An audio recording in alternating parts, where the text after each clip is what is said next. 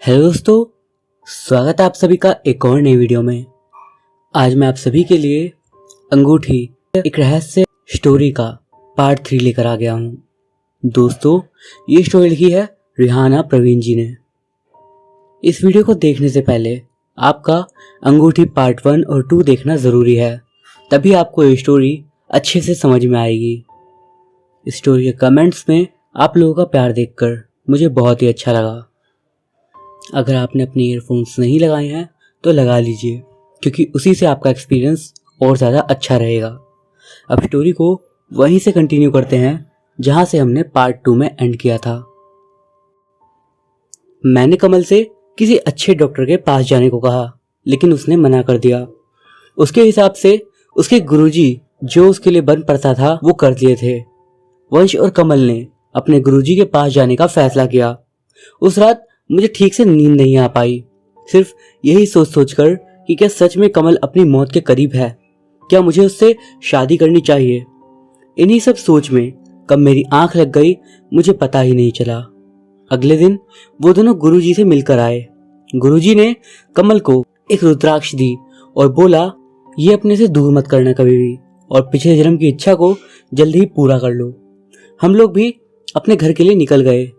रास्ते भर कंचन मुझे कमल के लिए समझाती रही कि मैं कमल से वक्त रहते शादी कर लूं। रश्मि, तू कहीं और भी तो करेगी ना, कमल से क्यों नहीं? लेकिन क्या पता यार, मेरा मन नहीं है उससे शादी करने का। मैंने ट्रेन की खिड़की से बाहर की ओर देखते हुए कहा। कमल ने, परेशानी क्या है? अच्छा दिखता है, वेल सेटल्ड है, और क्या चाहिए तुझे? उसके परिवार से ही मिली है, सब कुछ तो अच्छा है। जरूरी नहीं है कि सब कुछ अच्छा है तो तुम उसी चीज को ले लो, मैंने कंचन से कहा। तू पागल है क्या? हर किसी को सब कुछ अच्छा नहीं मिलता, लोगों को ढूंढने से भी ऐसा नहीं मिल पाता है। और तू ये कह रही है कहीं तेरे मन में वंश तो नहीं? कंचन ने अपनी बात पूरी करी। अब तो तू पागल हो गई है। वंश मेरा अच्छा दोस्त है। अब तक नीतीश को दोष देती थी और अब वंश को। मैंने उससे गुस्से में कहा, देख अगर कुछ है तो बता दे, क्योंकि मैंने बहुत बार नोटिस किया है कि तू वंश की तरफ आकर्षित है। पार्टी में तेरा ध्यान वंश की तरफ ही था। ऐसा कुछ नहीं है, और तू मुझे कुछ टाइम दे, मैं इतनी जल्दी फैसला नहीं कर सकती। हम दोनों वापस अपने घर आकर अपने अपने कामों में व्यस्त हो गए। वंश और कमल से अक्सर हम लोगों की बात हुआ करती थी। साल बीत रहा था, वापस वही ठंड के दिन आने शुरू हो गए। मुझे लगा कि मुझे कमल से शादी करने के लिए हाँ कर देनी चाहिए, इसलिए मैंने अपनी मम्मी से सारी बात शेयर करी और वो राजी भी हो गई। उधर मैंने कमल को अपनी रजामंदी बताई तो वो बहुत खुश हुआ। उसके घर वाले भी हमारी शादी के लिए राजी थे। 13 दिसंबर के दिन हम दोनों की सगाई होनी थी। कंचन, मेरी मम्मी, सभी लोग बहुत खुश थे। हम लोग यहाँ से कमल के घर कुदरा गए।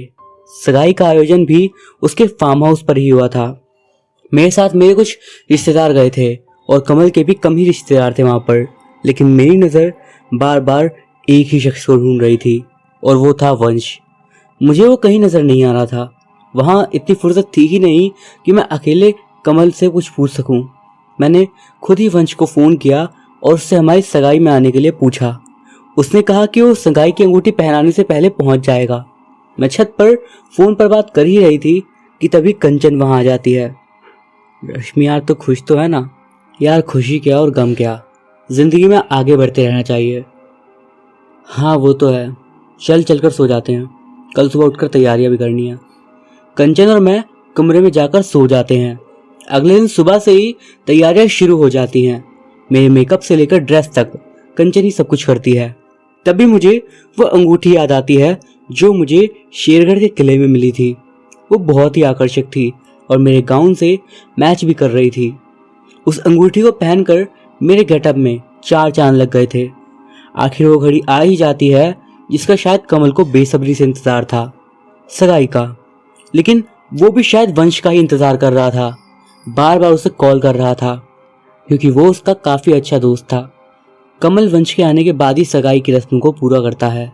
जिन्होंने हमारी सगाई कराई वो पंडित बताते हैं कि 1 हफ्ते बाद का मुहूर्त बहुत अच्छा है शादी के लिए, और ऐसा योग अगले 6 महीने तक फिर से नहीं आएगा। ये खुशी की बात भी थी और चिंता की भी, क्योंकि 1 हफ्ते में शादी की तैयारियां बहुत ज़्यादा मुश्किल था। दोनों घरों के लोग यही फैसला करते हैं कि 1 हफ्ते बाद ही शादी कर लेंगे और रिसेप्शन बाद में कर लेंगे। सब कुछ बहुत अच्छे तरीके से निपट जाता है। रात का 1 बज जाता है।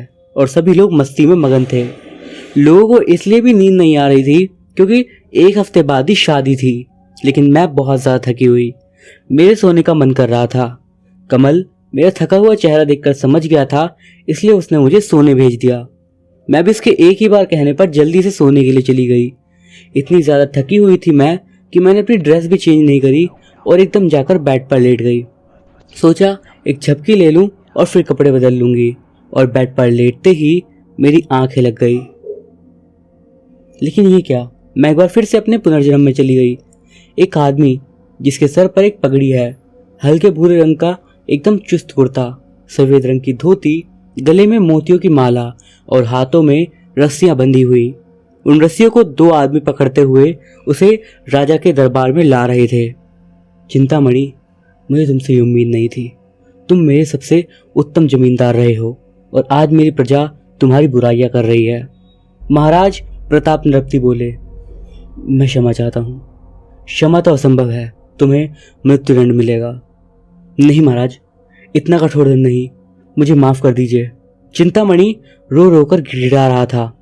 कदापि नहीं, तूने मेरा विश्वास ही नहीं बल्कि पूरे रोहतासगढ़ के लोगों का विश्वास तोड़ा है और तुझे तो मृत्युदंड ही मिलेगा। इतना कहकर महाराज अपने सिंहासन से उठकर चले जाते हैं। चिंतामणि और कोई नहीं, वही जमींदार था जिसका बेटा देवोश्याम था। देवोश्याम को इसकी कोई जानकारी नहीं थी। जब वह अपने मित्र रुद्र प्रताप से मिलने उसके महल पहुंचा, जो कि महाराज का पुत्र था, तब रुद्र प्रताप ने ही देवोश्याम को उसके पिता के कैद होने के बारे में बताया। देवोश्याम पूरी तरह से अचंभित था। वो उसी समय अपने पिता से मिलना चाहता था, लेकिन उसका मित्र उसे रोक देता है। तुम वहां नहीं जा सकते। अगर पिता को पता चला तो तुम्हें भी कैद कर दिया जाएगा। हाँ तो करने दो, लेकिन मैं अपने पिता को कोठरी में बंद होने के लिए नहीं छोड़ सकता। मैं तुम्हें तुम्हारे पिता के पास ले चलूंगा, लेकिन तुम शांत हो जाओ। रुद्र देवोश्याम को एक अन्य गुप्त रास्ते से कैद खाने तक ले जाता है और देवोश्याम को एक चादर से ढक देता है ताकि कोई उसे पहचान ना सके। अंधेर गुप्त गली में बहुत अंदर जाकर एक कोठरी में देवोश्याम के पिता दीवार के कोने से लगे बैठे थे। अपने बेटे को अपने पास आता देख चिंतामणि बहुत शर्मिंदा हुआ और अपना मुंह फेर लिया। पिताजी, ये सब क्या है? आप इस तरह यहाँ कैद क्यों हैं? देवोश्याम ने अपने पिता से पूछा। चिंतामणि ने कोई भी उत्तर नहीं दिया तो रुद्र प्रताप बोला, तुम्हारे पिताजी ने 2 अनाथ बच्चों की जमीन हत्या ली है और उनमें से एक भाई की हत्या करवा दी है। यही कारण है कि आज ये कैद में है। पिताजी, क्या ये सब सच है? मैंने उन बच्चों की जमीन जरूर ली थी, लेकिन मैंने किसी को नहीं मारा है। लेकिन देव, सारे गवाह तुम्हारे पिताजी के विरुद्ध हैं, वरना पिताजी इतना बड़ा दंड यूं ही नहीं देते, तुम जानते हो। लेकिन इसकी जानकारी मुझे क्यों नहीं दी पिताजी आपने? तुम्हें उनके बारे में कैसे पता चलता? तुम तो 2 दिन से रोहतासगढ़ में थे ही नहीं। रुद्र बोला। देवोश्याम गुस्से में वहां से चला जाता है और उसके पीछे पीछे रुद्र भी आता है। रुद्र उसके पीछे चलते चलते उसे ये भी बताता है कि ना सिर्फ तुम्हारे पिताजी ने उन अनाथों की जमीन ली, बल्कि दरबार के काम में भी कुछ हेरफेर करी थी, जिसकी वजह से दरबार के हिसाब किताब में बहुत नुकसान हुआ है। पर मुझे पूरा विश्वास है मेरे पिता ऐसा नहीं कर सकते। मैं समझ सकता हूँ मित्र कि तुम पर क्या बीत रही है, लेकिन सच यही है, मेरे पिताजी ने खुद सब जांच कराई है। देवोश्याम रुद्र की कोई बात नहीं सुनता और अपने घर आ जाता है। 4 दिन बाद फिर से दरबार लगता है और निर्णय लिया जाता है कि चिंतामणि को मृत्युदंड ना लेकर उम्र भर कैद में रखा जाएगा। ऐसा फैसला सुनकर देवोश्याम को थोड़ी राहत मिलती है, लेकिन वो अपने पिता से मिलना चाहता था। उसने महाराज से प्रार्थना की कि उसे उसके पिताजी से दिन में एक बार मिलने की अनुमति दी जाए, लेकिन महाराज ने साफ इनकार कर दिया। यही चिंतामणि की असली सजा थी कि उसको उसके पुत्र से कभी ना मिलने दिया जाए। अपने पिता से मिलने के लिए देव ने रुद्र से भी कहा, लेकिन इस बार रुद्र भी उसकी कोई मदद नहीं कर पाया, जिसकी वजह से वह रुद्र से नफरत करने लगा। उसने अब रुद्र से मिलना बंद कर दिया और यदि रुद्र उसके घर पर अपने सैनिकों को भेजता तो वो उन सैनिकों को जलील करके वहां से वापस भेज देता। इन सब का रुद्र पर ही बुरा असर हो रहा था। ये सारी बातें उसके दिमाग में बहुत गहराई से घर कर रही थी और उसे ऐसा लग रहा था कि उसके पिताजी की वजह से उसकी मित्रता टूट रही है। इसलिए उसने इस बारे में अपने पिताजी को बताया कि अब देव उससे नहीं मिलता है और उसकी वजह उसके पिताजी चिंतामणि हैं। महाराज देवोश्याम को बहुत पसंद करते थे। वो उनके बेटे रुद्र प्रताप से बहुत उत्तम था और यही वजह थी कि वो देवोश्याम को अपने बेटे की तरह ही मानते थे। लेकिन इन सब बातों की कोई खबर उन्हें कोई खबर नहीं थी। पर जब रुद्र ने सारी बात बताई तो उन्होंने ये मामला बहुत गंभीर से लिया। उन्होंने खुद देवोश्याम से मिलने का फैसला करा। वो चाहते थे कि देवोश्याम आगे जाकर एक अच्छा योद्धा बने, लेकिन उसके पिताजी की काली करतूतों ने उसे रोक दिया था। एक दिन वो केवल 2 सैनिकों के साथ देवोश्याम के पास पहुंचते हैं। वो अपने घर के झरोके से बाहर झांक रहा था, तभी पीछे से महाराज की आवाज आई, देव, तुम्हारे पिता ने जो कुछ भी किया हमने उन्हें उसका दंड दिया है और हमारे यहाँ पर सभी के लिए दंड बराबर है। यदि यह कृत्य हमारी सेवा में से किसी और ने भी किया होता तब भी उसे यही दंड मिलता। मुझे क्षमा कीजिए महाराज, पर मैं इस बारे में कोई बात नहीं करना चाहता, लेकिन तुम्हें बात करनी पड़ेगी। ये जो कुछ भी हुआ है उसमें हमारे पुत्र रुद्र की क्या गलती थी? तुम दोनों की मित्रता तो बहुत गहरी थी। हम तुम्हें बहुत समझदार समझते थे। हमें लगता था कि तुम्हें हमारे निर्णय से कोई आपत्ति नहीं होगी, क्योंकि तुम बहुत ही उत्तम प्रकृति के इंसान हो जिसने हमेशा सही का साथ दिया है, और यही वजह थी कि हम तुम्हें पसंद करते थे और हमारा पुत्र तुम्हारा मित्र है। लेकिन हम नहीं जानते थे कि कर्म और धर्म में से तुम धर्म को चुनोगे। हमारे यहाँ आने की वजह सिर्फ हमारा पुत्र है। हम नहीं चाहते कि वो इस तरह उदास रहे। उसने तुमसे बहुत कुछ सीखा है। महाराज के इन वाक्यों पर देवोश्याम कोई उत्तर नहीं देता है। अब हम चलते हैं। शांति में बैठकर हमारी बात को सोचना कि ये जो तुम कर रहे हो, क्या असली योद्धा यही करता है? यही उत्तम व्यक्ति की निशानी है। इतना कहकर महाराज चले जाते हैं। 2 दिन बाद देवोश्याम देविका से मिलने जाता है। देविका उसके उदास होने की वजह उससे पूछती है तो वो कुछ नहीं बताता। वो उससे कहता है कि अब वो 2 माह बाद ही उससे मिलेगा, उसे कुछ काम है। ये सुनकर देविका बहुत उदास हो जाती है। उस दिन देवोश्याम देविका से अधिक देर तक बात नहीं करता और वापस चला जाता है। आते ही सबसे पहले वो रुद्र से मिलता है। देव रुद्र से क्षमा मांगता है कि उसे ऐसा नहीं करना चाहिए था। इंसान के लिए कर्म सबसे पहले है। रुद्र भी खुशी खुशी उसे गले लगा लेता है। रुद्र देविका के बारे में पहले से जानता था। देव रुद्र से कहता है, मुझे तुम्हारी एक सहायता चाहिए। मैं कुछ दिनों के लिए प्रांत से बाहर जा रहा हूँ। तुम देविका का ख्याल रखना। रुद्र देवोश्याम से पूछता भी है कि वो कहाँ जा रहा है, लेकिन वो बस इतना कह देता है कि वापस आकर सब बताऊंगा। उधर देविका को 2 माह हो जाते हैं देवोश्याम से मिले हुए। उसे लगता है शायद अब देवोश्याम उससे मिलने आए, लेकिन इंतजार करते करते 2 से 4 माह ऐसे ही निकल जाते हैं। देविका फैसला करती है कि वो खुद रोहतासगढ़ जाकर देखेगी कि आखिर क्या हुआ है, वो अब तक वापस क्यों नहीं आया। लेकिन उसके लिए अकेले इतनी दूर जाना असंभव था। देविका ऐसे मौके का इंतजार कर रही थी कि वो गांव से बाहर जा सके। उसकी किस्मत से उसे वो मौका मिल जाता है। शेरगढ़ के पास ही एक गांव था जहां उसकी सहेली के रिश्तेदार का विवाह होना था। इसी बात का फायदा उठाकर अपनी माँ से अनुमति लेकर अपनी सहेली के साथ 4 दिन के लिए वो पास वाले गांव में जाती है। उसकी सारी सहेलियां देव के बारे में जानती ही थी, तो वो प्लान बनाती हैं कि 3 दिन बाद वह अपनी सहेली को उसी गांव में मिलेगी जहां विवाह था। देविका की सहेली और उसका परिवार सुबह गांव के लिए निकल जाते हैं। तभी उनके साथ साथ चलते चलते देविका अपनी दिशा बदल देती है। कभी पैदल तो कभी किसी सवारी से, कभी जंगल के रास्ते तो कभी नहर पार करते हुए देविका रोहतासगढ़ पहुंच जाती है। वहां पर वो जगह जगह जाकर देव को ढूंढने लगती है। वो उसके घर भी जाती है, परंतु वहां पर ताला लगा हुआ था। 1-2 लोगों से पूछती भी है, लेकिन उसके बारे में कोई कुछ नहीं बता पाता। तभी उसे याद आता है कि देवोश्याम ने महाराज के बेटे रुद्र प्रताप को उसके बारे में बताया था। इसीलिए वो रुद्र से मिलने रोहतासगढ़ के किले पहुंच जाती है। इसमें समस्या यह थी कि वह वहां जाकर क्या कहेगी, क्योंकि किसी राजकुमार से मिलना इतना आसान नहीं था। वो किले के बाहर से ही ताका झाकी करती है। दोपहर का वक्त था। रुद्र अपने झरोके से झांक रहे थे। तभी उन्हें देविका दिखाई देती है। उसे देखते ही वो पहचान लेते हैं कि वो देवी की प्रेमिका है। वो सोचते हैं कि ये यहाँ क्यों आई थी। फिर एकदम उसका दिमाग देवोश्याम की तरफ जाता है कि उसे गए हुए बहुत समय हो गया है, शायद उसे खोजती हुई ये यहाँ पर आई है। देव ने भी उससे कहा था कि मुझे उसका ख्याल रखना है। इसीलिए रुद्र बिना किसी को बताए किले से बाहर आकर देविका से मिलता है। पहले तो देविका रुद्र को देखकर डर जाती है कि वो उसे गलत न समझे। वह इस तरह से अंदर किले के क्यों झांक रही थी। तुम देविका ही हो ना? जी, मैं यहाँ किसी को देखने आई थी। देव को? जी हाँ। आप? देविका बस इतना ही कह पाती है कि रुद्र बोलता है, मैं उसका मित्र हूँ रुद्र, और यहाँ का राजकुमार। रुद्र प्रताप और कोई नहीं बल्कि वंश का पिछला जन्म है। अच्छा, तो आप ही रुद्र हैं। देवश्याम ने अपने बारे में बहुत कुछ बताया था कि आप उनके सबसे अच्छे मित्र हैं। हाँ, और आपके बारे में भी हमारे मित्र ने हमें बहुत कुछ बताया है। वो अक्सर ही आपकी तस्वीर बनाते हैं। वो कहाँ गए हैं? हमसे कहा था कि 2 महीने में आ जाएंगे, लेकिन अब 5 महीने होने जा रहे हैं। कोई जानकारी नहीं है। उनको खोजते हुए ही मैं यहाँ पर आई हूँ।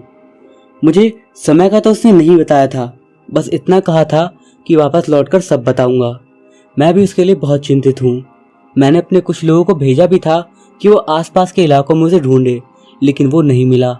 जैसे जैसे दिन बढ़ते जा रहे हैं मुझे भी उसकी चिंता सता रही है। रुद्र ने चिंतित भाव से कहा, कहीं उन्हें कुछ? नहीं नहीं, ऐसी अशुभ बातें क्यों बोल रही हो? हमारा मित्र बहुत ही साहसी, वीर और समझदार है। वो जरूर किसी आवश्यक काम में अटका होगा। लेकिन वो कब तक लौटेंगे? मुझसे अब और प्रतीक्षा नहीं होती। कोई खबर मिली कहीं से? तुम चिंता मत करो, वो जल्दी वापस आएगा। लेकिन तुम यहाँ पर अकेले कैसे आई? बस आ गई। रुद्र देविका को वहां से जाने के लिए कहता है, क्योंकि इस तरह किसी अनजान लड़की से बात करते हुए यदि किसी ने उन्हें देख लिया तो वो महाराज से बोल देते। वो उसे शाम के समय झील के पास मिलने के लिए बुलाते हैं। देविका भी वहां पर पहुंच जाती है। वहां रुद्र देविका को कुछ उपहार देता है और कहता है कि भोर होते ही वो यहाँ से वापस चली आए। यदि देव की कोई खबर उसे मिलेगी तो वो देविका तक पहुंचा देगा। देविका उपहार लेने से मना करती है, लेकिन जब रुद्र कहता है कि देवश्याम ने मुझे कहा था कि मैं तुम्हारा ख्याल रखूं और ये कुछ तस्वीरें उसने तुम्हारे लिए ही बनाई थी, इसलिए मैं ये सब तुम्हें दे रहा हूँ, तो देविका उपहार ले लेती है। और उसके बाद से ही रुद्र अक्सर अपने कुछ सैनिकों को देविका के पास भेज देता था, ये निश्चित करते हुए कि इस बात का किसी को भी पता ना चले। इन दोनों की ज्यादातर बातचीत देवश्याम के बारे में ही होती थी, लेकिन हर बार निराशा ही हाथ आती थी। कुछ महीने और बीत जाते हैं और आखिरकार देवश्याम वापस आता है और वो सीधा देविका से मिलने पहुंच जाता है। देविका देवश्याम को देखकर बहुत खुश हो जाती है, मानो उसे जीवन ही मिल गया हो। देविका उसे बहुत उल्टा सीधा भी कहती है कि वो उसे छोड़कर कहाँ गया था। कुछ देर तक तो वो उसे मनाता रहता है, बाद में उसे उसकी एक रंग से सजी हुई तस्वीर निकाल कर देता है, जिससे देखकर देविका का गुस्सा शांत हो जाता है। वो दोनों शेरगढ़ के जंगल में एक पत्थर पर बैठे हुए बहुत देर तक बात करते हैं। मैं युद्ध कलाएं सीखने दक्षिणी छोर पर गया था। देव ने कहा, अच्छा, आप कब से युद्ध कला सीखने लगे? आप तो चित्रकार हो ना? चित्रकारी तो सिर्फ मेरा शौक है, लेकिन मुझे एक महान योद्धा बनना है, जिसके लिए मैंने आयुध विद्या, शस्त्र विद्या और वीर विद्या का पूर्ण ज्ञान प्राप्त कर लिया है। ऐसी बात है, मुझे भी कुछ सिखाओगे? तुम क्या करोगे सीखकर? जब आप युद्ध के लिए जाएंगे तो मैं भी साथ चल दूंगी। इस बात पर देव मुस्कुरा देता है और कहता है, तुम जानती हो, जब मैं दक्षिणी छोर पर गया था तब वहां मुझे गुरुजी मिले थे। उन्होंने मुझे युद्ध कला करते हुए देखा और मुझसे कहा कि तुम बहुत ही वीर और महान योद्धा बनोगे। तो मुझे बहुत खुशी हुई। उसके बाद अक्सर मैं उनसे मिलने जाया करता था। एक दिन उन्होंने मुझे बताया कि तुम्हारे ग्रहों की दशा ठीक नहीं है, जिसके कारण तुम्हें आने वाले समय में बहुत कठिनाइयों का सामना करना पड़ सकता है। मुझे बहुत दुख हुआ, क्योंकि मैंने इन सब कलाओं को सीखने में बहुत अधिक समय लिया था और बहुत मेहनत भी करी थी। मैंने उनसे इस सब के हल के बारे में पूछा तो उन्होंने बताया कि इसका हल अवश्य है। तुम्हें 15 दिन का एक अनुष्ठान करना पड़ेगा, जिसके लिए तुम्हारी राशि की किसी लड़की जिसके नक्षत्र उत्तरा भाद्र पद के हो उसकी जरूरत होगी। यदि वो तुम्हारे साथ एक विशेष प्रकार की पूजा करे और फिर तुमसे विवाह करे तो तुम अपने जीवन में सफल हो जाओगे। क्या? चौंकते हुए देविका बोली, ये तो मेरा नक्षत्र है और मेरे स्वामी शनि हैं।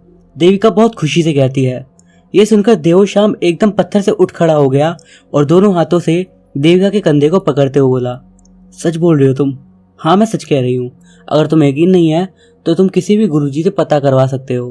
वो बोली, नहीं मुझे तुम पर विश्वास है और मुझे सुनकर बहुत खुशी हो रही है कि जिससे मैं प्रेम करता हूँ वही लड़की मेरी सफलता का राज बनेगी।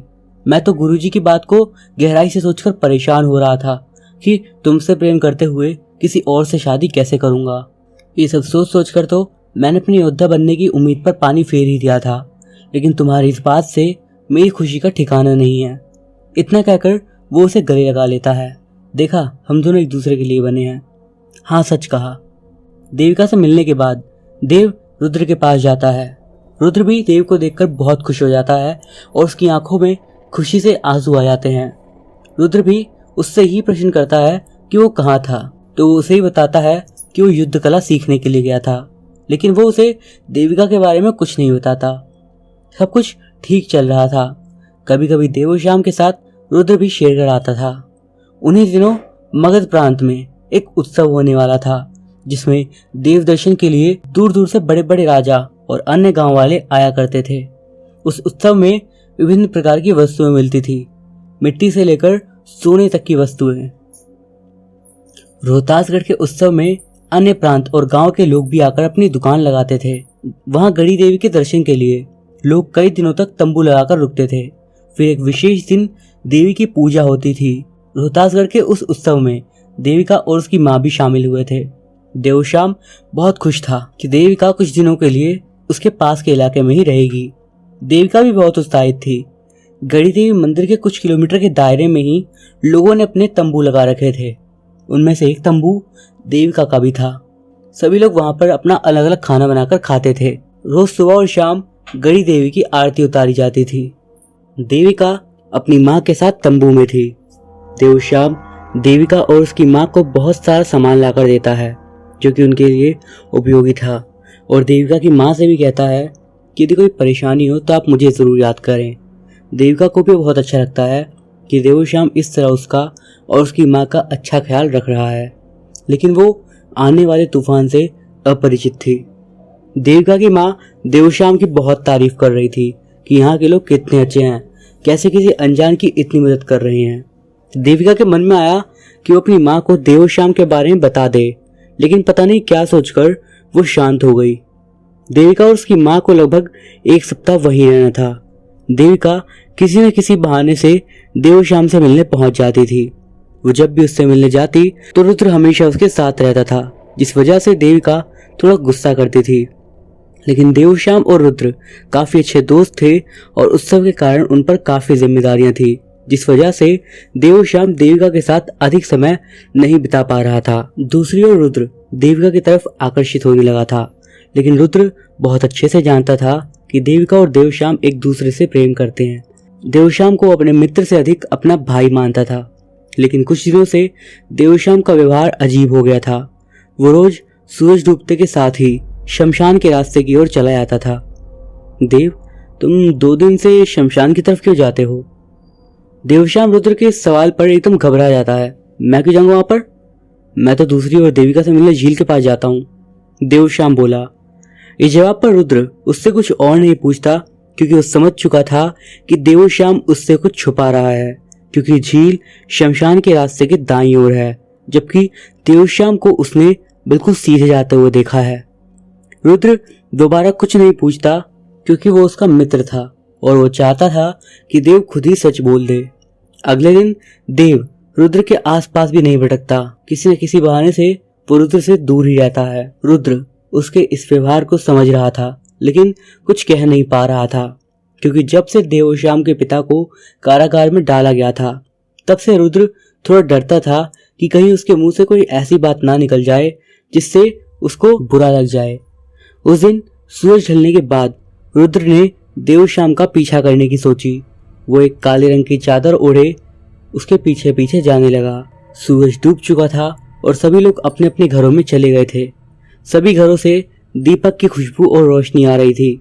कोई 1-2 लोग ही बाहर दिख रहे थे।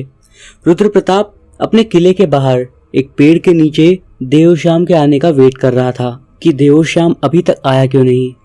रुद्र मन ही मन सोचता है कि आज तो बहुत अधिक समय हो गया है, देव अब तक आया क्यों नहीं। रुद्र प्रताप के मन में संदेह तब पैदा हुआ जब देवश्याम ने कहा कि वो देविका से मिलने जाता है, जबकि सूरज ढलने के बाद घर से कोई भी बाहर नहीं निकलता था और देविका का रात के समय उस झील तक पहुंचना काफी मुश्किल था। क्या उसकी माँ उससे कोई सवाल नहीं पूछती कि वो कहाँ जा रही है। रुद्र यही सब बात सोच रहा था कि तभी उसे कानों में किसी के कदमों की आवाज आई। उसने अपने आसपास देखा, तभी सामने की तरफ से एक आदमी आता दिखाई दिया जिसने चादर ओढ़ रखी थी। उसने मन ही में सोचा कि देवश्याम तो नहीं, लेकिन देवश्याम सामने के रास्ते से कैसे आ सकता है। ये रास्ता तो बहुत खराब है, जगह जगह कीचड़ और पत्थर पड़े हुए हैं। ये रास्ता तो गांव के बाहर जाने का रास्ता है, यहाँ से तो कोई गांव के व्यक्ति भी नहीं आता जाता। बस यही सोचते हुए वो उस आदमी का पीछा करने लगा, क्योंकि वो समझ चुका था कि कोई ना कोई बड़ी बात है जो एक व्यक्ति इतने खराब रास्ते से जा रहा था। रुद्र अब देवश्याम को भूलकर उस आदमी का पीछा कर रहा था। वो आदमी तेज कदमों से आगे बढ़ रहा था, लेकिन राजकुमार धीरे धीरे छुपते छुपाते उसके पीछे पीछे आ रहा था। वो आदमी बार बार कभी अपने दाएं देखता, कभी बाएं, कभी पीछे। रुद्र समझ चुका था कि हो ना हो ये आदमी सही नहीं है, क्योंकि वो डरते हुए आगे जा रहा था। देखते देखते वो आदमी शमशान वाले रास्ते की ओर जाने लगा। अब रुद्र प्रताप के मन में एक बार ख्याल आया कि कहीं ये देवी तो नहीं है। वो उस आदमी का पीछा करते करते शमशान पहुंच गया। शमशान में शुरू में कुछ बड़े बड़े पत्थर थे जिनके पीछे रुद्र छिप गया था और वहीं से वो उस जगह के नज़ारे देखने लगा। वो उस आदमी को देखना चाहता था जो इतने खतरनाक रास्ते से शमशान की तरफ आया था। जैसे ही उस आदमी ने अपने सर से चादर हटाई, रुद्र अवाक रह गया, क्योंकि वो और कोई नहीं बल्कि देव ही था। रुद्र ने देखा कि वहां एक अघोरी है जिसकी पूरी शरीर पर राख लगी हुई थी। अघोरी के गले में नरकंकाल की माला थी और एक नरकंकाल का सिर उसके सामने रखा था और वो पता नहीं क्या क्या मंत्र बुदबुदा रहा था। उस दृश्य को देखकर रुद्र प्रताप की आंखें फैली रह गई। रुद्र प्रताप ने देखा कि देवश्याम के पास एक थैला है। उसने उस थैले में से एक काले रंग का कपड़ा निकालकर उस अघोरी को दिया और उस अघोरी ने वो कपड़ा राख में डुबाकर देवश्याम के सिर पर बांध दिया। 2 दिन बाद तेरा विवाह उस नक्षत्र की लड़की से होने वाला है और फिर तू राज करेगा। तेरी किस्मत अच्छी है कि तुझे तेरी ही राशि की लड़की मिल गई, वरना करोड़ों में किसी एक इंसान को ही ऐसा योग मिल पाता है। तेरी ऐसी किस्मत सभी की नहीं होती। हाँ गुरुजी हाँ, मेरे इतना भाग्यशाली कोई नहीं है। अब देखना मैं कैसे इस महाराज से अपना बदला लेता हूँ। इतना कहकर वो अजीब तरीके से मुस्कुराने लगा। देविका, अगर तुम मेरे जीवन में ना आती तो शायद आज मैं सफल ना हो पाता। तुम्हारी बलि देकर ही मैं सर्वश्रेष्ठ बनूंगा। सच कहा था तुमने, हम एक दूसरे के लिए ही बने हैं। ये बात बोलकर देवश्याम बहुत ही अजीब ढंग से हंस रहा था। ये सारी बातें रुद्र सुन रहा था और उसे बहुत गुस्सा आया। उसने अपना हाथ उस पत्थर पर मारा, जिसकी वजह से वहां की शांति भरे माहौल में एक हल्की सी आवाज हुई, जिससे अघोरी और देवश्याम दोनों चौकन्ने हो गए। कोई है यहाँ, अघोरी बोलता है। देवश्याम खड़े होकर इधर उधर देखता है, लेकिन उसे कोई नजर नहीं आता। रुद्र चाहकर भी उसके सामने नहीं जा सकता था, क्योंकि उसे देविका को बचाना था, और अगर रुद्र प्रताप देवश्याम के सामने चला जाता तो देवश्याम रुद्र प्रताप को मार देता। इसीलिए वो उस बड़े से पत्थर के पास ही खड़ा रहता है और देवश्याम के जाने का इंतजार करता है। देवश्याम वहां बैठकर आधे घंटे तक कोई पूजा करता है। उसके बाद उठकर अपना थैला लेकर वापस गांव की ओर जाने लगता है। रुद्र प्रताप भी उसके पीछे पीछे अपने महल की तरफ चला जाता है। उस रात रुद्र प्रताप को नींद नहीं आई। वो यही सोचता रहा कि जल्दी से दिन निकले और वो देविका को जाकर सारी बात बता दे, लेकिन क्या देविका उसकी बात पर विश्वास करती। अगले दिन देवश्याम भोर के समय देविका से मिलने आता है और उससे कहता है कि आज रात में हम विवाह कर लेंगे। ये सुनकर वो एकदम चौंक जाती है। आज रात अचानक? हाँ, आज कृष्ण पक्ष की आखिरी तिथि है और आज ही हमें अपनी पूजा पूरी करनी है, जिसके चलते मेरे सारे ग्रह ठीक हो जाएंगे और मैं तुमसे विवाह कर लूँगा। आपने पहले क्यों नहीं बताया? मैं कुछ बहाना सोच कर रखती। मैं अचानक अपनी माँ को छोड़कर कैसे बोलूँगी? मुझे भी आज ही पता चला। मेरे गुरुजी दक्षिणी छोर से यहाँ आए हैं। उन्होंने मुझे बताया कि ये बहुत ही शुभ समय है पूजा करने के लिए। साथ ही साथ हम गढ़ी देवी का आशीर्वाद भी ले सकते हैं। विवाह के बाद हम पहले जैसे ही रहेंगे। एक बार विवाह हो जाए उसके बाद हमें कोई अलग नहीं कर सकता। ये पूजा मेरे लिए बहुत आवश्यक है। बस एक बार ये हो जाए और हमारा विवाह हो जाए, उसके बाद तो तुम मेरी अर्धांगिनी हो और फिर हम सबके सामने फिर से विवाह कर लेंगे। देवश्याम कहता है, ठीक है, मैं आपकी बात से इनकार नहीं कर सकती, लेकिन अगर सबके बारे में मेरी माँ को पता चला तो? अरे तुम्हें मुझ पर विश्वास है ना? खुद से ज़्यादा। लेकिन इतनी जल्दी विवाह ठीक रहेगा ना? देविका ऐसा कहते हुए देव को गले लगा देती है। अगर तुम्हें ठीक नहीं लगता तो कोई बात नहीं, मैं जीवन में असफल होने के बाद भी तुम्हें अपनाऊंगा। नहीं, हम आज ही विवाह करेंगे। बताओ किस समय और कहाँ आना है? सूरज ढलने के बाद मैं तुम्हारा कीचड़ वाले रास्ते पर इंतजार करूंगा, वहीं मिलना मुझे। देवश्याम देविका को समझाकर वापस अपने घर चला जाता है। सूरज निकल चुका था। सभी लोग गढ़ी देवी को भोग लगाने के लिए प्रसाद बना रहे थे। देविका भी अपनी माँ के साथ काम में मदद कर रही थी, लेकिन उसका ध्यान आज होने वाली शाम की तरफ था। वो काम करते हुए हड़बड़ा रही थी। उधर रुद्र को मौका नहीं मिल पा रहा था कि वो वहां पर जाकर देविका से मिले, क्योंकि 3 दिन बाद गढ़ी देवी की बहुत बड़ी आराधना होनी थी। रुद्र प्रताप इतना तो समझ चुका था कि देवोश्याम रोज सूरज ढलने के बाद शमशान की तरफ जाता है, इसलिए वो आज काम खत्म होते ही फिर से उसी पेड़ के नीचे प्रतीक्षा करने लगा कि आज भी देवोश्याम का पीछा कर सके। देवोश्याम और देविका के होने वाले विवाह से रुद्र बिल्कुल बेखबर था। रुद्र थोड़ी देर पेड़ के पास खड़ा रहता है कि तभी देवोश्याम उसे नजर आता है, वही चादर ओढ़े हुए। लेकिन वो थोड़ी देर वहां पर खड़ा रहता है जैसे किसी का इंतजार कर रहा हो। तभी वो देखता है कि देविका अपनी ओढ़नी को अपने मुंह से ढकते हुए तेज तेज कदमों के साथ उसके पीछे पीछे आ रही थी। रुद्र प्रताप की सांस तेज हो जाती है। वो आगे होने वाली घटनाओं का अंदेशा भी नहीं लगा पा रहा था। उसे समझ नहीं आ रहा था कि अब वो क्या करे।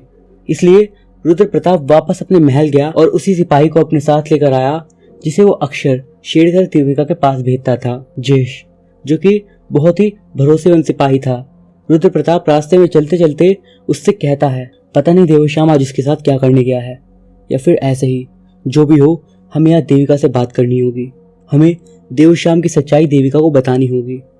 आप चिंता ना करिए, हम उन्हें अघोरी के पास पहुंचने से पहले ही पकड़ लेंगे। जयेश बोला, हाँ, लेकिन वो तो हमें कहीं दिखाई दे ही नहीं रहे हैं। कहीं ऐसा तो नहीं कि वो लोग पहुंच चुके हों। चलो जल्दी चलो। ऐसा कहते हुए रुद्र प्रताप और जयेश तेज तेज कदमों से शमशान की ओर बढ़ने लगते हैं। अचानक मौसम बिगड़ने लगा।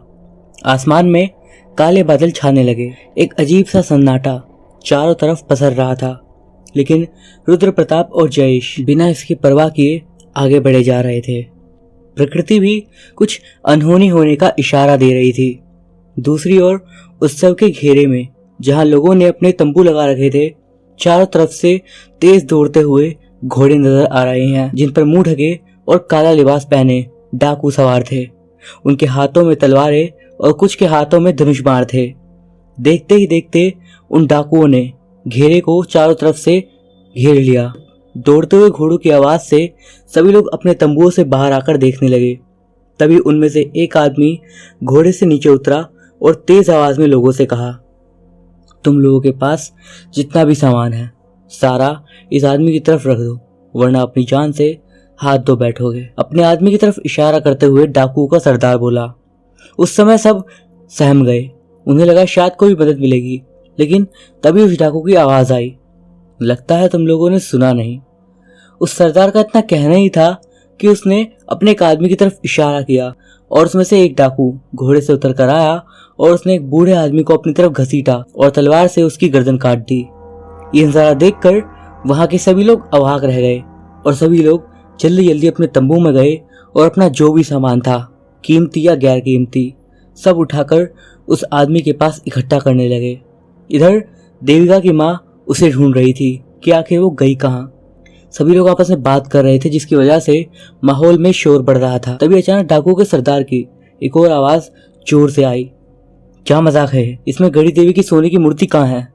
उनमें से काफी सारे डाकू अपने घोड़े से नीचे उतर कर आए और सभी के तंबुओं में तलाशी लेने लगे। ये सब देखकर एक नौजवान आगे आया और बोला, ये क्या बदतमीजी है, जो कुछ भी हमारे पास था हमने दे दिया। अब आप इस तरह से हमारे तंबू में घुसकर तलाशी नहीं ले सकते। उसका इतना कहना ही था कि उसके पास खड़े डाकू ने उसके सीने पर तलवार से एक जोरदार वार किया और वो नौजवान वहीं गिर गया। सभी लोग देखते रह गए। तभी वहां से एक आदमी जिसकी उम्र लगभग 40 के आसपास होगी, वो अपने हाथ में कपड़े में दबाए कुछ लेकर भाग रहा था। डाकुओं के सरदार को शक हुआ कि वो वही सोने की मूर्ति है, तो उसने अपने साथियों से कहा कि उस आदमी का पीछा करे। वो आदमी लोगों की भीड़ को काटता हुआ आगे बढ़ रहा था और डाकू उसके पीछे पीछे जा रहे थे। डाकू के सामने जो भी आता वो उसको मार डालते और आगे बढ़ते। ये सब देखकर वहां अफरा तफरी मच गई और वो लोग इधर उधर भागने लगे। थोड़ी देर में ही महाराज की तरफ से कई सिपाही वहां आए और उन लोगों का सामना करने लगे, लेकिन तब तक बहुत देर हो गई थी। सभी लोग इधर उधर भाग रहे थे, किसी को अपना साथी नहीं मिल पा रहा था। लोग अपने घर वालों को ढूंढ रहे थे। देविका की माँ उसके बारे में सोच सोच कर परेशान हो रही थी और रोए जा रही थी। रुद्र प्रताप और जयेश शमशान घाट पहुंच चुके थे। उन्होंने वहां देखा कि आज अघोरी के साथ उसके कोई 2 शिष्य भी हैं जो उस अघोरी की तरफ खड़े हुए थे और सामने देवश्याम और देविका बैठे हैं। रुद्र प्रताप बिना कुछ सोचे समझे भागकर देविका के पास गया और उसका हाथ पकड़कर उसे उठाकर भागने लगा। अचानक इस तरह से रुद्र प्रताप को हाथ पकड़ता देख देविका चौंक गई। देवश्याम रुद्र प्रताप को देखकर हैरान था कि वो वहां क्या कर रहा है। देविका का हाथ छोड़ो रुद्र, आज हम दोनों का विवाह है। देवश्याम उसका हाथ छुड़ाते हुए बोलता है, अच्छा और तुमने विवाह में अपने सबसे अच्छे मित्र को नहीं बुलाया। पीछे से जयेश ने बोला, विवाह या फिर बलि। रुद्र गुस्से में चिल्लाया, तुम मेरा काम खराब मत करो रुद्र प्रताप, चले जाओ यहाँ से। देविका, नहीं, तुम इसे विवाह मत करना, ये तुम्हारी बलि देना चाहता है और सफल बनना चाहता है। रुद्र देविका से कहता है, तुम इसकी बात मत सुनो देविका। रुद्र प्रताप मुझसे चिढ़ता है क्योंकि मैं उससे हर काम में उत्तम हूँ और अब मैं एक वीर योद्धा बन जाऊंगा, जबकि ये राजकुमार होते हुए भी साधारण है और उसमें योद्धा वाली कोई बात नहीं है। वो उसका हाथ पकड़ते हुए ही बोला। अघोरी अपने मंत्रों का उच्चारण लगातार कर रहा था। रोक दो ये सब, वरना अच्छा नहीं होगा। देविका, क्या तुम भी ऐसा सोचती हो कि सिर्फ एक पूजा करने से वो सर्वश्रेष्ठ बन जाएगा? यदि ऐसा होता तो दुनिया का हर व्यक्ति ऐसा ही होता। ये तुम्हें यहाँ पर किसी और कार्य से लाया है, रुद्र प्रताप बोला। रुद्र प्रताप के ऐसा कहने पर कुछ भी नहीं रुका। तब रुद्र प्रताप ने जयेश को इशारा किया। जयेश ने अपनी तलवार निकाली और देवश्याम के गले पर तान दी, लेकिन देवश्याम कोई साधारण आदमी नहीं था, वो कई युद्ध कला सीख कर आया था। देवश्याम को यह सब देखकर बहुत गुस्सा आया। उसने गुस्से भरी नजरों से पीछे पलटकर जयेश की तलवार को अपने हाथों में ले लिया और जयेश की गर्दन पर तान दिया। समझ नहीं आता तुम्हें, मेरे काम में रुकावट मत डालो, देवश्याम बोला। कोई मुझे ही बताएगा सब क्या हो रहा है? तुमने तो कहा था हम विवाह करेंगे, ये सब क्या है? देविका इतना ही कह पाती है। तुम चुपचाप वहीं बैठो और अघोरी अपना काम जारी रख। अघोरी अपने शिष्यों से एक शिलाखंड लाने के लिए कहता है। उसके शिष्य एक बहुत बड़ा शिलाखंड लाते हैं और उसके चारों तरफ खून लगाते हैं। वो दोनों शिष्य खून लगाते हुए मन ही मन कुछ मंत्र पढ़ रहे थे। देविका भी डरने लगी थी क्योंकि वो जानती थी कि किसी भी अच्छे काम के लिए इस तरह की चीजें तो नहीं होती हैं। बलि के लिए इस लड़की को तैयार करो, वो अघोरी अपने शिष्य से बोलता है। अघोरी हाँ में गर्दन हिलाता है और देविका को पकड़ने के लिए उसके पास आता है। ये सब देखकर वो एकदम खड़ी हो जाती है और पीछे की तरफ भागती है। देव, ये सब क्या है? ये सब क्या कर रहे हैं? सही कर रहे हैं, तुम चुपचाप इनकी बात मानो वरना अच्छा नहीं होगा, देवश्याम बोलता है। देवश्याम जयेश की गर्दन से तलवार हटाता है और देविका का हाथ पकड़कर उन शिष्यों के पास लेकर जाता है। तभी पीछे से रुद्र प्रताप देवश्याम की कमर पर एक जोरदार लात मारता है और देवश्याम आगे जाकर मुंह के बल गिर जाता है। वो उठता है और गुस्से में आकर अपने मित्र रुद्र प्रताप की गर्दन पकड़ लेता है। तेरी इतनी हिम्मत, तुझे क्या लगता है इसे बचा लेगा तू? कभी नहीं। तेरी दुश्मनी मेरे पिताजी से है ना, क्योंकि उन्होंने तेरे पिता को बंदी बनाकर रखा है, लेकिन तू इस भोली भाई लड़की के साथ ऐसा क्यों कर रहा है? रुद्र प्रताप अपना घुटना देवश्याम के पेट पर मारते हुए कहता है। देवश्याम अपना पेट पकड़कर नीचे बैठ जाता है। हाँ, मेरी दुश्मनी तेरे पिता से है। मैं शुरू से ही इस जगह पर राज करना चाहता था। मैं ही नहीं, मेरे पिताजी भी यही चाहते थे और ऐसा हो भी जाता, लेकिन तुम्हारे वंशज ही हमेशा गद्दी पर बैठते आए। सभी वीर और साहसी थे, लेकिन तुझे शुरू से ही युद्ध जैसी चीजों में दिलचस्पी नहीं थी। जानता है तेरे पिता मुझे इतना पसंद क्यों करते थे? क्योंकि उन्हें लगता था कि अगर तू मेरे साथ रहेगा तो वो गुण तेरे में आएंगे। और तुझ में एक गुण आया भी था, वो था देविका को पसंद करने का। सब कुछ ठीक चल रहा था, लेकिन न जाने कहां से वो दो अनाथ बीच में आ गए और मेरे पिताजी को बंदी बनना पड़ा। मैं शुरू से ही तेरे महल की तरफ आकर्षित रहता था, इसीलिए तेरे साथ खेलने आता था, लेकिन मैंने कभी भी तेरी जगह लेने की कोशिश नहीं करी। मुझे शुरू से ही तेरे जैसा रहना पसंद था और ये बात मेरे पिताजी भी जानते थे। शायद इसमें कहीं ना कहीं मेरी गलती भी थी कि मुझे दूसरों की वस्तु को देखकर लालच नहीं करना चाहिए था, लेकिन मैं करता भी क्या। मेरा गुस्सा और अधिक तब हुआ जब तेरे पिताजी ने मेरे पिताजी को बंदी बना लिया और यहाँ तक कि उन्होंने मुझसे मिलने पर ही पाबंदी लगा दी उनकी। अरे इससे अच्छा तो जान से मार देते तो मुझे सब्र आ जाता कि मेरे पिता इस दुनिया में नहीं है, लेकिन तेरे पिता ने हम दोनों को जीते जी मार दिया। मृत्यु दंड से भी अधिक सजा दी उन्हें। बस उसी दिन मैंने ठान लिया कि तेरे पिता से बदला लूंगा और एक योद्धा बनकर वापस आया। वहां मैंने बहुत मेहनत करी और युद्ध कला सीखी, लेकिन शायद मेरी किस्मत साथ नहीं थी। मुझे ऋषि मिले और उन्होंने मुझे बताया कि मैं महान बन सकता हूँ, लेकिन मेरे ग्रह ठीक नहीं है। मैंने उनसे समाधान पूछा। मुझे किसी भी तरह इस राज्य पर राज करना है, पर उन्होंने मुझे कुछ नहीं बताया और कहा इसका समाधान बहुत ही खतरनाक है। जीवन में जो कुछ भी हो उसे अपनाओ। जीवन जीने के लिए अपनी कुछ इच्छाएं मारनी भी पड़ती हैं, लेकिन मैं अब रुकने वाला नहीं था। मैं सोच कर निकला था कि मुझे अब अपने पिता का बदला लेना है। जब मैं युद्ध कला सीख रहा था, वहां पर मेरे एक साथी की मृत्यु हो गई, जिसके अंतिम संस्कार के लिए हम शमशान गए। सभी लोग वापस आ गए थे, लेकिन मैं वहीं बैठा सोच में डूबा था। थोड़ी देर में मुझे वहां अघोरी मिला।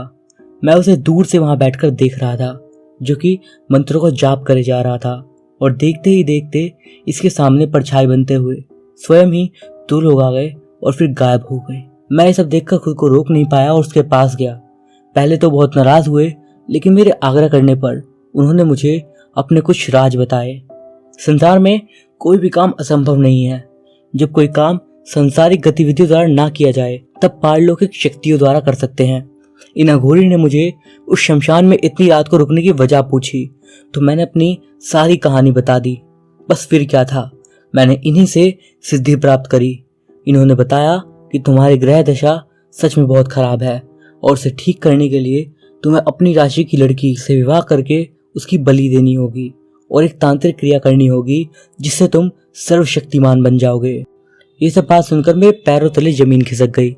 मैंने पहले तो ऐसा कभी नहीं सोचा था कि मैं ये सब करूंगा। मेरे मन में तुम्हारे जैसा जीवन जीने की इच्छा कभी थी ही नहीं, लेकिन जब मैंने अपने पिता के बारे में सोचा तो मुझे कुछ भी गलत नहीं लगा। मैं बस अपने पिता को अपने साथ देखना चाहता था। देव, तुम्हारे दिल में इतना जहर था और मैं तुम्हें मित्र मानता रहा। रुद्र की आंखों में आंसू झलक रहे थे। मित्र तो मैं भी समझता था जब तक मेरे पिताजी मेरे साथ थे। मैंने नहीं सोचा था कि तुम्हारे साथ रहने का बदला मुझे ये मिलेगा। मेरे पिताजी को बंदी बना लिया जाएगा और मुझे कभी मिलने नहीं दिया जाएगा। अरे, मेरे पिताजी की गलती छुपा लेते तो क्या बिगड़ जाता नृत्य का। तुम लोगों को दे दिया, लेकिन तुम लोगों ने एक छोटी सी गलती की इतनी बड़ी सजा दी। ये तुम कैसी बात कर रहे हो देव? तुम स्वयं एक राजा बनना चाहते हो और तुम इस तरह इंसाफ करोगे? एक असली सम्राट वही होता है जो लोगों के बीच इंसाफ कर सके, और वो तो दो अनाथ बच्चे थे। यदि मेरे पिताजी उनके साथ इंसाफ ना करते तो भगवान को क्या मुंह दिखाते। ये तो तुम्हारे पिताजी को सोचना चाहिए था कि जिस थाली में खाना खा रहे थे उसी थाली में छेद कर दिए। एक असली राजा वो नहीं है जो सिर्फ युद्ध जीत सके, उसके अंदर सारे गुण होने चाहिए। प्रेम, क्रोध, न्याय, वीरता और सहानुभूति। केवल युद्ध जीत लेना और वीर होना ही राजा नहीं होता। तुम्हें अपना मित्र कहते हुए शर्म आती है मुझे। देविका ये सब सुनकर रोने लगती है। और हमारा प्रेम? देविका देवश्याम से पूछती है। मेरी अर्धांगिनी, तुम तो मेरा सच्चा प्रेम हो, इसीलिए तो मैं तुम्हारी बलि दे रहा हूँ। देवश्याम देविका के दोनों गालों को हाथ से सहलाते हुए कहता है, ये कैसा प्रेम है जिसमें हम साथ ही नहीं रहेंगे? यही प्रेम है, तुम्हें अपने प्रेमी के लिए बलिदान देना होगा। देवश्याम थोड़ा अकड़ में कहा। देवश्याम देविका को उस अघोरी के पास लेकर जा रहा होता है।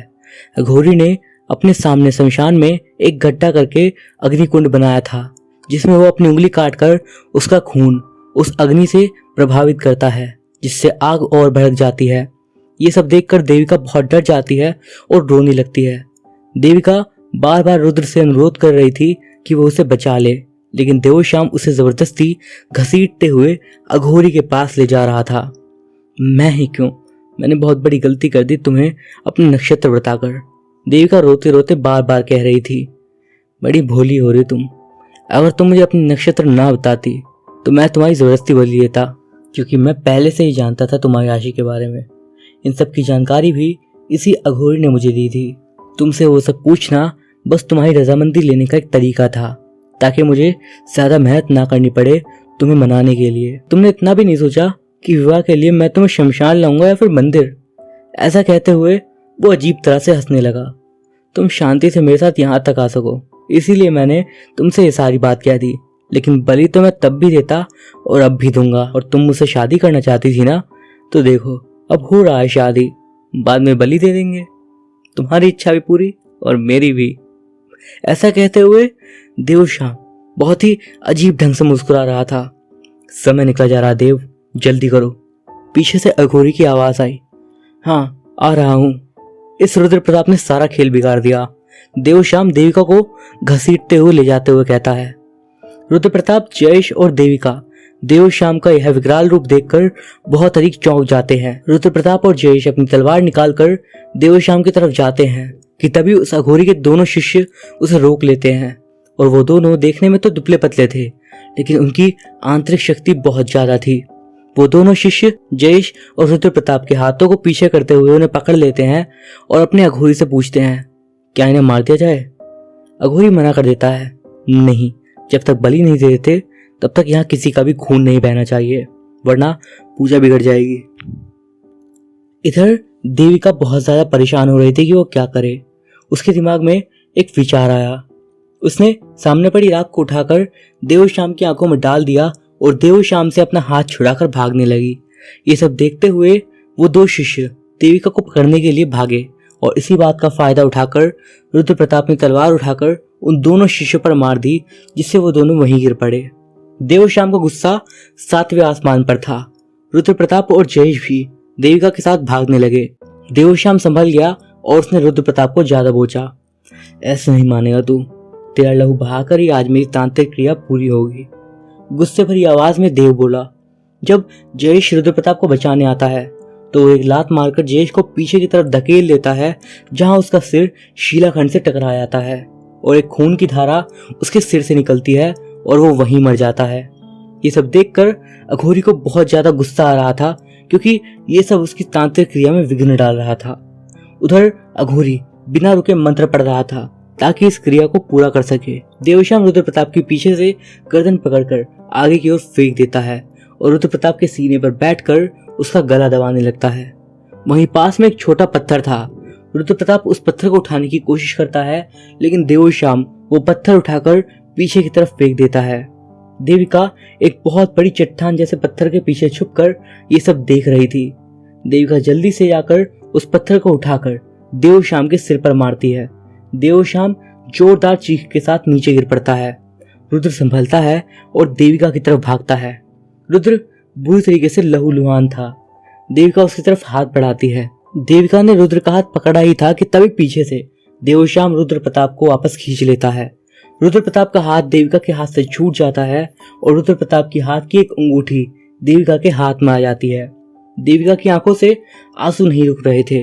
देवश्याम गुस्से में शैतान बन चुका था। पहले तो उसने रुद्र प्रताप को जमीन पर लिटाकर बहुत मारा और फिर अपनी तलवार ढूंढने लगा।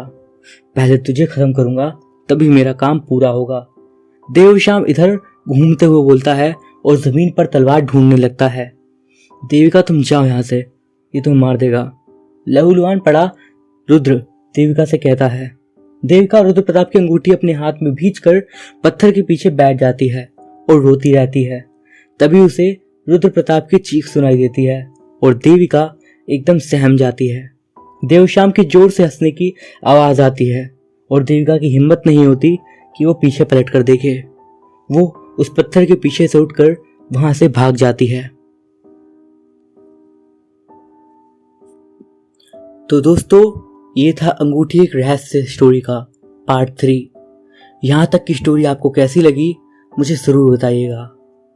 अगला पार्ट इस स्टोरी का फाइनल पार्ट होगा और ये स्टोरी समाप्त हो जाएगी। इस स्टोरी के बारे में अब तक आपके क्या विचार हैं, कमेंट्स के जरिए मुझे ज़रूर बताइएगा। इस वीडियो पे एम करते हैं 500 लाइक्स का। आखिरी भाग बहुत जल्द ही आपको मेरे चैनल पर सुनने को मिल जाएगा। मैं अभिषेक मिलता हूँ आपसे अगली वीडियो में। तब तक के लिए बाय।